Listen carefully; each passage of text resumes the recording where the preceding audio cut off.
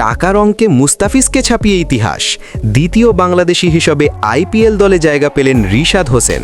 আইপিএলের এবারের নিলাম যেন বাংলাদেশের ক্রিকেটের জন্য এক নতুন ইতিহাস লিখে দিল। নিলামের শুরুতেই আলোচনার কেন্দ্রবিন্দুতে ছিলেন বাংলাদেশের তারকা pacer Mustafizur Rahman. Kolkata knight riders মুস্তাফিজকে দলে ভেড়াতে খরচ করে 9.20 কোটি রুপি।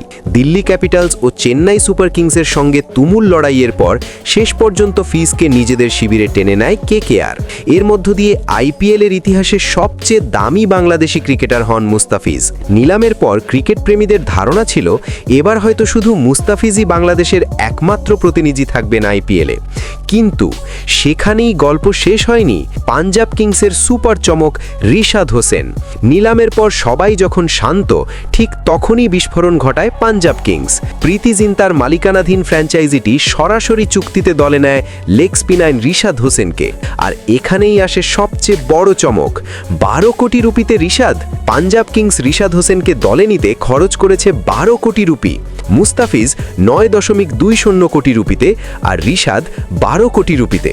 অর্থাৎ টাকার অঙ্কে মুস্তাফিজকে ছাপিয়ে আইপিএলের ইতিহাসে সবচেয়ে দামি বাংলাদেশি ক্রিকেটার এখন রিশাদ হোসেন। ক্রিকেট বিশ্লেষকদের মতে রিশাদের আগ্রাসী লেগ স্পিন, গুগলি ও ফ্লাইটে বৈচিত্র্য, বড় মঞ্চে ভয়ডরহীন মানসিকতা, এসব কারণেই পাঞ্জাব কিংস তাকে ভবিষ্যতের ম্যাচ উইনার হিসেবে দেখছে। বিশেষ করে ভারতীয় পিচে লেগ স্পিনারদের কার্যকারিতা মাথায় রেখেই এই বড় বিনিয়োগ। বাংলাদেশের জন্য গর্বের মুহূর্ত। একই আইপিএল মৌসুমে মুস্তাফিজুর রহমান কেকেআর, রিশাদ হোসেন পাঞ্জাব কিংস।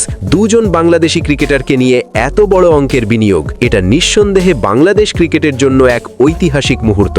এখন সবার একটাই প্রশ্ন, রিশাদ কি মাঠে নামিয়েই প্রমাণ করতে পারবেন তার এই 12 কোটির দাম? মুস্তাফিজ রিশাদ দুই বাংলাদেশের পারফরম্যান্সে কতটা আলো ছড়াবে এবারের আইপিএল? উত্তর মিলবে মাঠেই, আর সেই অপেক্ষায় এখন পুরো ক্রিকেট দুনিয়া।